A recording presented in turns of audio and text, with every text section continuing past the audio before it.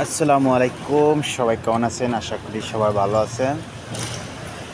তো আজকে একটা ভিডিও নিয়ে আসলাম।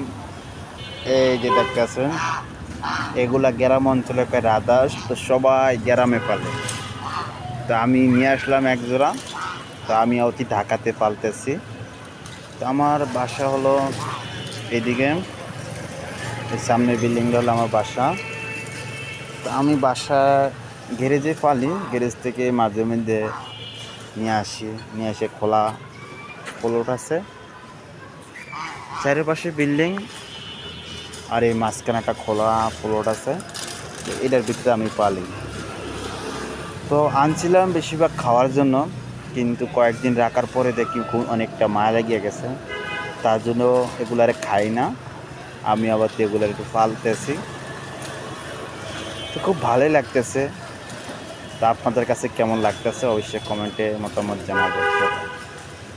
তো আল্লাহ হাফেজ। তো এই জায়গাটার নাম হলো ঢাকা মোহাম্মদপুর 1207 চন্দ্রিমা মডেল টাউনে।